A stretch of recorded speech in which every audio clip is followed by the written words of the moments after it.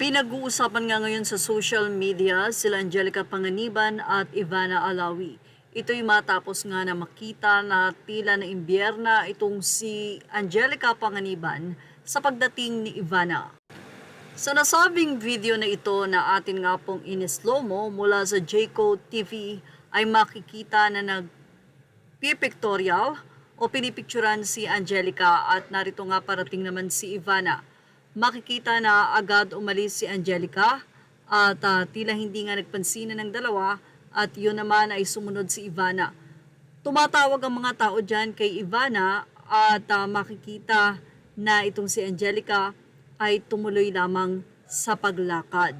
So ilang mga netizen ang tila nagkaroon ng kanilang tanong dito kung Angelica and Ivana, may napansin ba kayo? Yan ang naging tanong sa nasabing video. Well, kung titignan sa ng ilang netizen, wala naman daw issue. Pero ang ilan ay napansin na tila hindi nga daw agad o nag-stop muna itong si Ivana Alawi para bigyan ng give way para kay Angelica Panganiban kasi parang namadali ito na nagpapapicture pa. But anyway, ilang mga netizen nga ang nagpahayag ng kanilang saloobin na dapat daw ay hindi ng agaw ng tila spotlight itong si Ivana Alawi habang nandun pa si Angelica Panganiban. Ilang mga netizen naman ang sinabi na may mga organizer yan. Sigurado naman na after na umalis si Angelica ay tapos na ang term niya kaya naman agad-agad na pumunta doon sa pwesto si Ivana. Pero makikita nga daw kasi sa video na tila nakat talaga o namadali ang pictorial ni Angelica Panganiban. But anyway, narito po ang naging say ng mga netizen.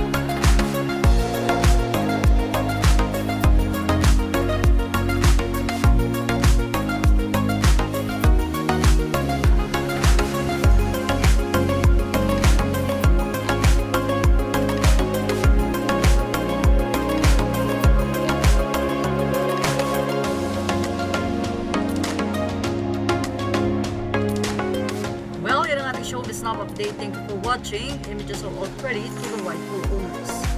Please like, share, and subscribe.